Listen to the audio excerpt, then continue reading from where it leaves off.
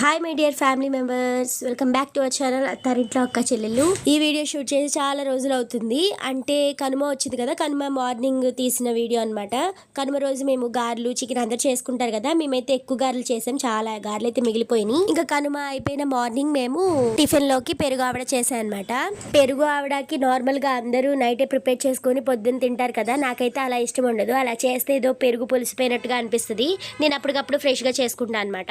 అదేంటి అప్పటికప్పుడు చేసుకుంటే పెరుగు గారెల్లోకి పీల్చుకోదు కదా అంటారేమో. నేను ఇక్కడ చూపిస్తాను కదా, ఆ టిప్ ఫాలో అయితే పెరుగు ఆవిడ చాలా జ్యూసీగా చాలా టేస్టీగా ఉంటుందన్నమాట. ఆ టిప్ ఏంటంటే, మనం గారెల్లోకి పెరుగు కలపడానికన్నా ముందల గారెల్ని ప్లెయిన్ వాటర్లో ఒకసారి ముంచి గట్టిగా పిండేసి దాని తర్వాత దాంట్లో పెరుగు యాడ్ చేస్తే మనం గారెల్లో వేసిన పెరుగు తొందరగా గారెలు పీల్చుకుంటాయి. ఇంకా పులిసిపోయిన ఫీలింగ్ అనిపించేది. చాలా ఫ్రెష్గా చాలా టేస్టీగా ఉంటాయి. గారెలు కూడా చాలా జ్యూసీగా వస్తాయి. నేనైతే ఎప్పుడు ఇలాగే చేస్తాను. ఇక్కడ మీకు ఒక గారె కూడా వేసి చూపిస్తాను చూడండి. ఇక్కడైతే నేను కలుపుకున్నాను కదా, పెరుగు తాలింపు వేసుకున్నాను కదా, దాన్ని గారెలోకి అయితే యాడ్ చేస్తాను.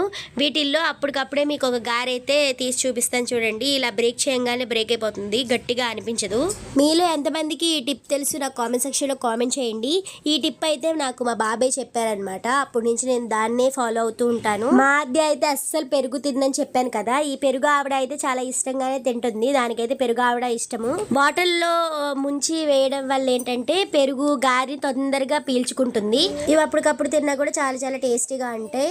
వీడియో యూస్ఫుల్గా అనిపిస్తే మన ఛానల్ని తప్పకుండా లైక్ చేసి సబ్స్క్రైబ్ చేయడం అస్సలు మర్చిపోవద్దు. ఇట్లు మీ అత్తారింట్లో అక్క చెల్లెళ్ళు. Thanks for watching. బాయ్.